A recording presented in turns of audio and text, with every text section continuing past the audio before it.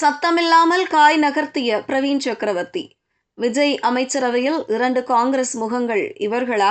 தமிழக அரசியல் வரலாற்றில் 1967ஆம் ஆண்டுக்கு பிறகு ஒரு மிகப்பெரிய மாற்றம் அரங்கேறப் போகிறது.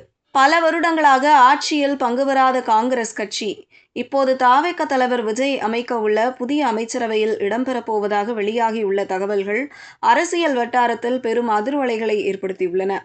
தேசிய தலைவர் ராகுல் காந்தி இந்த பதவியேற்பு விழாவில் பங்கேற்றது முதல் இதற்கு பின்னால் நடந்த பணப்பரிமாற்றங்கள் மற்றும் அதிமுகவில் ஏற்பட்டுள்ள பிளவு வரை ஒவ்வொன்றும் ஒரு த்ரில்லர் திரைப்பட கதை போல நீண்டு கொண்டே செல்கிறது.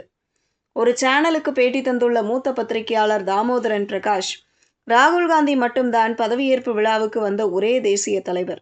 அப்படி இருந்தும் கூட அவருக்கு எந்தவிதமான முக்கியத்துவமும் தராமல் அப்படியே உட்கார்ந்திருக்கிறார்கள். ஏன் என்பதுதான் இப்போது பெரிய கேள்வி. 1967 முதல் தமிழகத்தில் காங்கிரஸ் பங்கு பெறும் அமைச்சரவை என்பது கிடையாது. முதன்முறையாக தமிழகத்தில் உருவாகிறது. விஜய் அமைச்சரவையில் காங்கிரஸ் இடம்பெறப் போகிறது. அதை நேரில் வந்து பாருங்கள் என்று சொல்லித்தான் ராகுலை அழைத்துள்ளனர். உடனே பிரவீன் சக்கரவர்த்தியும் இது தொடர்பாக தவிகவுடன் பேசி ராஜேஷ்குமார், கன்னியாகுமரி பெண் வேட்பாளர் உட்பட இவர்கள் இருவரையும் அமைச்சர்களாக கொண்டு வர முடிவு செய்தனர். பிறகு ராஜேஷ்குமார், மேலூரில் வெற்றி பெற்ற விஸ்வநாதன் இவர்கள் இருவரின் பெயரையும் ஓகே சொல்லிவிட்டுத்தான் ராகுல் காந்தி அங்கிருந்து புறப்பட்டு வந்தார். 1967க்கு பிறகு 2 காங்கிரஸ் உறுப்பினர்கள் அமைச்சர்களாகிறார்கள் என்று காங்கிரஸ் கட்சியே ஒரு பிம்பத்தை உருவாக்கியது. ராகுல் காந்தி விஜய் பதவியேற்புக்கு வருகிறார் என்று தெரிந்ததுமே மறுபடியும் பாஜக உஷாராகிவிட்டது. இதற்கான தடைகளை ஆளுநர் மூலம் உருவாக்க முயற்சித்து கொண்டிருந்த போதுதான் திமுக கூட்டணியில் இருந்து ஒவ்வொருவராக ஆதரவு தந்து அந்த தடைகளை உடைத்தனர். உடனே ராகுல் காந்தி டெல்லியில் கம்யூனிஸ்ட் தலைவர்களிடம் பேசி இதற்கு ஆதரவு தர வைத்தார்.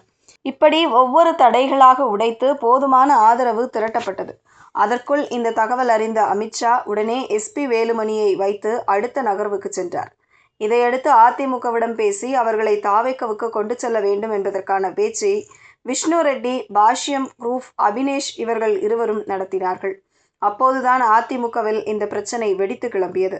இதில் அதிமுக 30 எம்எல்ஏக்கள் வேலுமணி பக்கமும் வந்துவிட்டார்கள். வேலுமணி எப்போதுமே விஜய்க்கு ஆதரவானவர்.